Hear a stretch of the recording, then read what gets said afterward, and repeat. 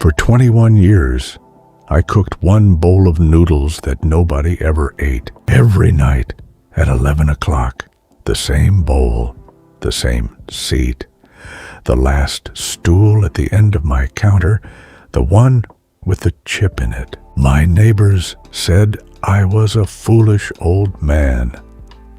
They were probably right, but on the night I finally gave up, the night I poured that bowl down the drain and took down my curtain for the last time, somebody knocked on my door, and everything I thought I knew about kindness turned out to be wrong. My name is Takeshi Mori. I am 58 years old. I have stood in the same 3 square meters of kitchen since I was 22. My shop has 6 stools, not 6 tables, 6 stools. My father cut the counter from a single piece of cypress, and after 40 years of elbows, the wood in front of each seat has worn into a shallow dish. You could pour water into it. I wake at 4. The market at that hour is a cold, bright, roaring place, and I am one of 100 old men in rubber boots arguing about the price of onions. Then the broth. 14 hours. You cannot rush broth. If you raise the heat to save an hour, it goes cloudy and bitter, and every person who drinks it will taste your impatience without knowing what they tasted. My father used to say, "The pot remembers everything you did to it." My wife's name was Aiko. She sat on the first stool by the door so she could greet people before I could. She died 3 years ago. It took 11 weeks from the first cough to the last morning. Her apron is still on the hook. I have not washed it. I am not going to explain that to you. When I was young, this alley had 11 shops, a knife sharpener, a woman who sold nothing but pickles. Now there are 4 of us, and 3 of those are dying. I get 3 customers on a good night, sometimes 2. Sometimes the door does not open at all, and I stand and listen to the rain hitting the plastic crates outside, and I stir a pot for nobody. But every night at 11 o'clock, I cook one more bowl, and I set it at the end of the counter on the last stool, and I do not sell that seat to anyone. Let me tell you why. 21 years ago, on the last night of the year, it snowed. At about 11, the door slid open, and a young woman came in out of the dark in a thin red coat. She was holding the hand of a small boy in a yellow raincoat, far too big for him. She ordered 1 bowl. Then she counted her money on my counter 3 times, and I watched her face change. So I made 2 bowls, and I put them down, and I said the machine was broken. She ate with her head down. Before she left, she wrote something on a paper napkin and pushed it across the wood. Then she bowed so low her hair touched the counter, and she took her son out into the snow. And she never came back. I kept the napkin. It's in a tin above the stove. 21 years of steam has made it soft as cloth, and the ink has gone the color of weak tea. But I know what it says. I will come back and pay you, I promise. Please wait for me. So I waited.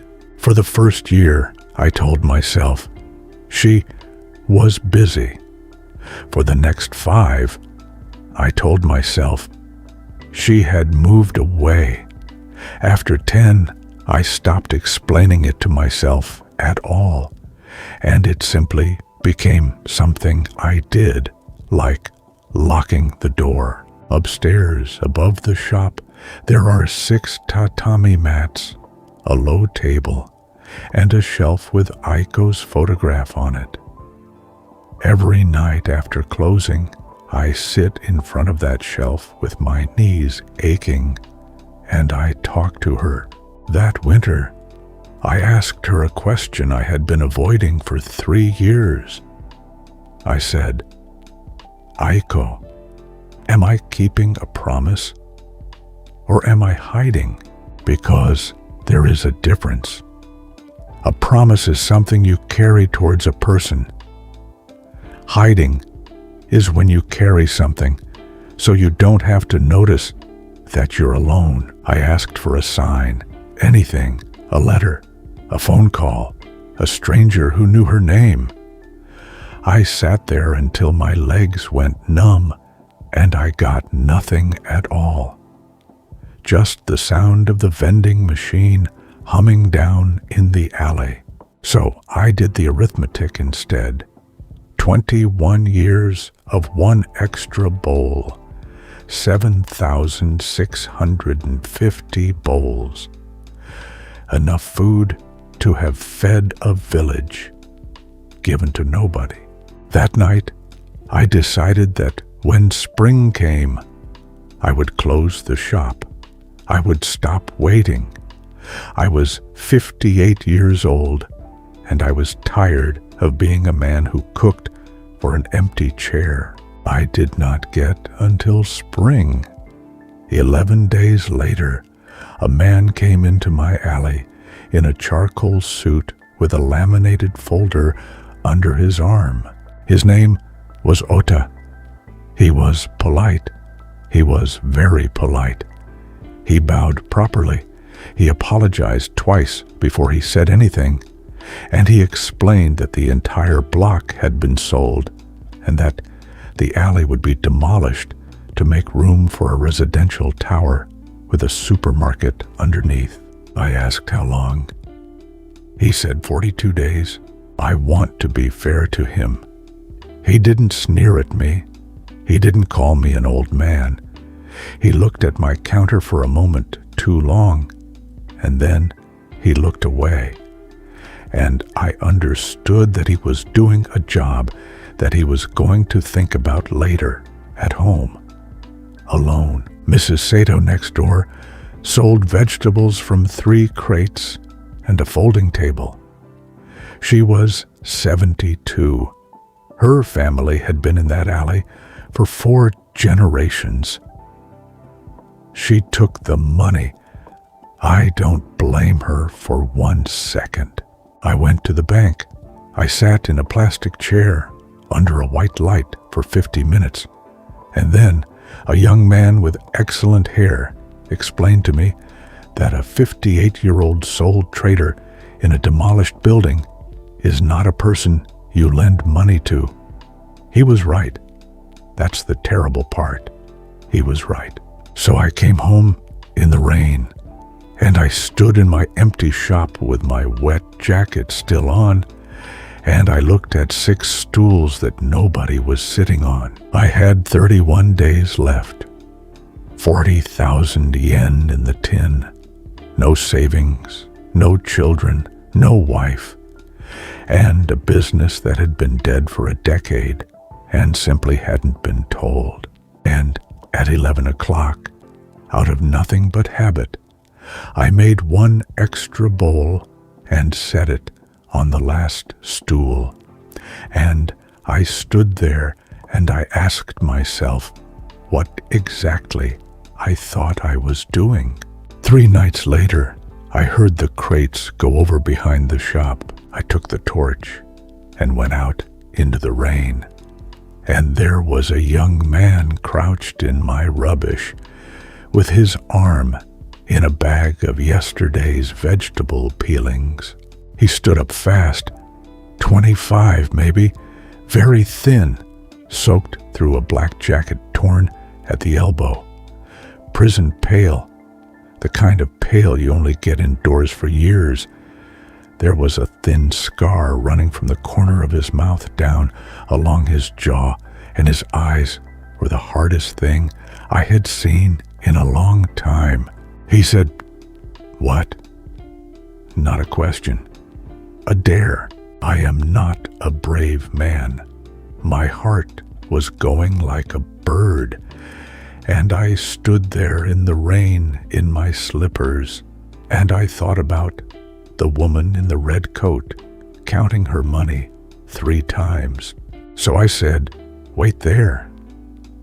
And I went inside, and I filled a bowl, and I put it down on the step by the back door.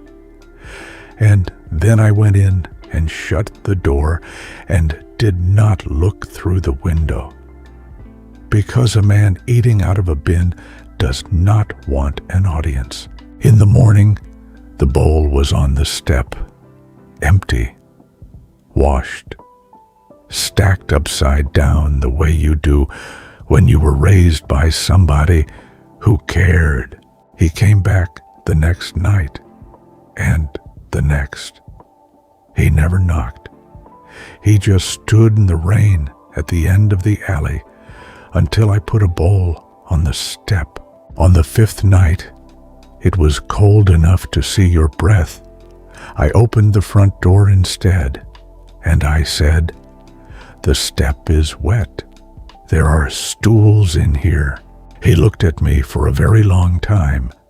Then he came in, dripping on my floor, and he walked past 5 empty seats. And he sat down on the last stool, the one at the end, the one with the chip in it. I had to put my hands flat on the counter to keep them still. His name was Riku. That took 9 days to learn. He was not a sweet, wounded boy who needed a kind old man. Let's be honest about that. He was rude. He ate like he was being timed. Twice he told me my broth was too salty, and once he asked me why a man my age didn't have anyone, which is a thing you say when you want to be thrown out, so you can stop hoping. I didn't throw him out. I said, "The salt is fine, you're just dehydrated." And I gave him a glass of water. He drank it like it was an insult. Here is the part I have to tell you honestly. Feeding him cost me. Every bowl was noodles I couldn't sell and stock I couldn't replace. I had 31 days and 40,000 yen, and I spent both of them on a young man who wouldn't tell me his surname. Mrs. Sito told me I was insane. She said, "You're being robbed, Takeshi. You just haven't noticed yet." She was closer to right than I wanted her to be, because on the 14th night, I came down at 5 in the morning, and the back window was open, and the money tin was gone. 18,000 yen, everything I had that wasn't in the bank. I sat on the floor of my own kitchen, and I laughed, and then I did the other thing. And I am not going to describe that. He didn't come for 4 nights. On the 5th, I looked up, and he was standing in the doorway with the rain running off him, and his jaw was set, and he was waiting for me to shout. And I found that I did not want to shout. I wanted to know why a young man who washed a bowl and stacked it upside down had gone out of a window with my tin. So I said, "Sit down.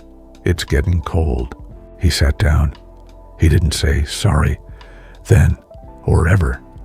But the next night, he was behind my counter at 7 in the morning with his sleeves rolled up, and I taught him to skim a pot. 14 hours. Never rush it. The broth remembers everything you did to it. For 11 days, I was happier than I had been in 3 years.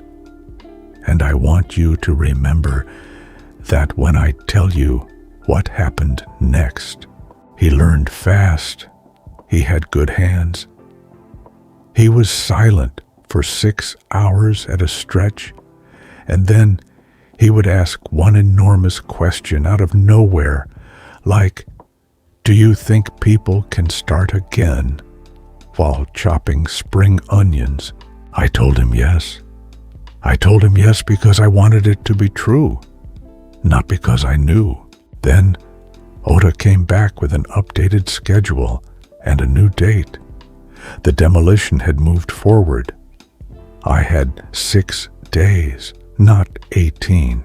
I spent almost everything left on stock, all of it. I told myself it was so I could serve the alley properly on the last night. But the truth is that I wanted 6 more days of a young man in my kitchen at 7 in the morning. On the last night, 41 people came. Old customers I hadn't seen in years. They sat on my 6 stools in shifts and stood in the rain outside, and I cooked until 2 in the morning, and I did not charge anybody, because what was I saving it for? And Riku was not there. He hadn't come the night before either. I found the drawer under the register open. The old brown notebook was gone. I have to explain the notebook. For 36 years, I wrote down every meal I gave away for free, not to collect it. I wrote them down so that nobody would be forgotten. Every runaway, every drunk, every student, every woman with a child and a red coat. 380 pages of people who owed me nothing, and now it was gone, with him. And the only thing of value in that book was the names and addresses of people who had once been desperate. I sat down on the floor, and I understood what I had been. An old fool who fed a thief and handed him a list of victims. At 3 in the morning, I went outside and I unhooked the curtain from above my door. It was my father's. Indigo, one white brush stroke, mended along the bottom edge in Aiko's stitching. I folded it and put it in a box. Then I went back in and I picked up the last bowl from the last stool. And for the first time in 21 years, I poured it down the drain. And I said out loud to nobody, "Aiko, I was wrong. It never meant anything at all." I'm going to stop here and tell you where Riku was, because I only learned it afterwards. And I think you should know it before I did. He had been sleeping under the river bridge for 5 months, on flattened cardboard between 2 concrete pillars. He came out of prison in March with a plastic bag and 1,100 yen. 2 years for a warehouse he broke into with people who did not come to his sentencing. His mother had died while he was inside. He was not allowed to attend. He found out by letter 8 days late. She had raised him alone. She cleaned offices at night. And there was one story she told him more than any other. The story of the winter she had nothing. And a cook in an alley gave a starving woman and her son 2 bowls of noodles and told her the machine was broken. She made her son promise. "Whatever else you become," she said, "you go back and you pay that man." So when he came out with 1,100 yen, he went looking for an alley he half remembered from when he was 5 years old. And he found it. And then he stood at the end of it for 6 nights and could not make himself walk down it because he was 26, unemployed, tattooed, scarred, and had 1,100 yen and you cannot repay 21 years with that. So he ate out of the bins at the back instead and told himself he would leave in the morning. The night he took the tin, that was the night he'd seen the demolition notice taped inside my window. 18,000 yen against a demolished building. He knew it was nothing. He took it anyway, because doing something wrong felt better than standing still. He got as far as the bridge, and he sat with it in his lap all night, and he did not spend 1 yen of it. He came back on the 5th day to put it under the counter, and I told him to sit down because it was getting cold, and he could not find a way to say any of it. And then he found the notebook. 380 pages, 36 years of people who had eaten for free in that alley. His mother's name was on page 14 in my handwriting from the last night of a year 21 years ago. So he took it. And for 9 days, a young man with a scar walked that city with a swollen brown notebook under his jacket, knocking on the doors of strangers saying, "You don't know me, but 21 years ago, a man fed you when you had nothing. He has 6 days left. I'm collecting." The demolition was set for a Tuesday, 7 in the morning. I came down at 6 to carry out the last box. Rain, of course. It had rained for the whole of that month. I slid the door open, and I could not get out. The alley was full, not busy, full. From my door to the main road, shoulder to shoulder in the rain, more people than had walked down that alley in 10 years. 200, 300. Umbrellas locked together like roof tiles.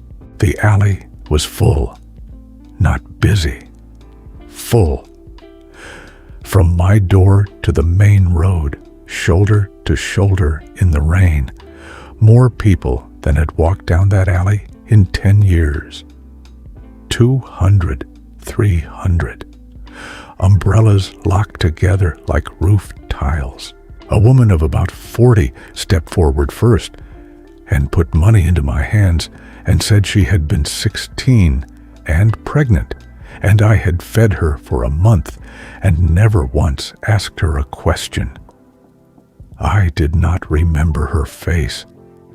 I want to be honest with you, I did not remember her at all. Then a taxi driver, then a school teacher, then 2 brothers who had been the runaway boys who slept on my stools in 1996, an old man who wept and could not speak and just pressed a folded envelope against my chest and held it there, and then Ota in his suit with his hard hat under his arm, took off the hat and came down the alley and said that he had eaten in my shop for 3 years as a student and that I had never charged him in December because December was hard. And he put money in my hands, and he could not look at me while he did it. And at the back, soaked, holding the brown notebook against his chest to keep the rain off it, was Riku. And he said the first full sentence he ever said to me. He said, my mother's name was Nozomi Hayashi. She wore a red coat. She told me to tell you she was sorry it took so long. I want to be truthful, because a story that lies to you is no use to you. The money did not save my shop. Nothing could have saved that shop. At 7:40 that morning, they took the roof off the pickle shop, and by evening, my alley was a rectangle of wet rubble with a fence around it. But it was enough for a corner unit by the river, 2 streets over. 8 stools instead of 6.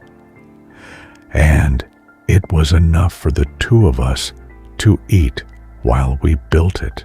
And standing in that rain, with my hands full of other people's money, I finally understood the answer to the question I had asked Aiko's photograph on a cold night that winter. The bowl was never for the woman in the red coat. She was fine. She had a son, and she raised him, and she told him a story about a cook for 21 years, until it became the most important thing he knew. The bowl was for me. Setting it out every night at 11 o'clock was the one thing that kept me from becoming a man who had stopped expecting anybody. I asked for a sign that my waiting meant something. What I got was 300 people in the rain telling me that it had never been waiting at all. It had been traveling. Every bowl I gave away had been out there the whole time, moving through people's lives, coming back the long way round. That was 5 years ago. The new shop is smaller than you'd think and warmer than it should be. There's a wide window over the river, and in the evening, the water goes gold and then black. Riku runs the pots now. He is 31. He still doesn't talk much, and he is a better cook than I ever was, and his broth is not too salty. He wears my father's apron. I wear the one Aiko made. He has a daughter. She is 5. She is entirely fearless, and she has been given her grandmother's name, not his mother's. Aiko. He asked me first. I said yes before he finished the sentence, and then I had to go and stand in the cold room for a while. There's one rule painted on the wall by the door, and it's the only decoration in the place. Anyone who cannot pay eats. The brown notebook is 4 volumes now. Riku writes in it. His handwriting is worse than mine, and every night at 11 o'clock, a bowl goes on to the last stool at the end of the counter, and nobody sits there. Some nights it's still there in the morning. Some nights it isn't. We have both stopped asking. I don't know who is coming to your door. Neither do you. That's not the point. The point is that kindness is never wasted. It is only traveling. You will almost never see where it goes. You will almost never be told. It moves through people you have forgotten in years you are not present for. And sometimes, if you are very lucky, it comes back down a wet alley at 6 in the morning, carrying its own bowl. So set out the extra bowl, not because someone is coming, because of who you become while you're waiting. If this story meant something to you, tell me in the comments about the person who fed you when you had nothing. I read every single one. And if you want more stories like this one, there's a seat at the end of my counter with your name on it. Subscribe, and I'll see you next week.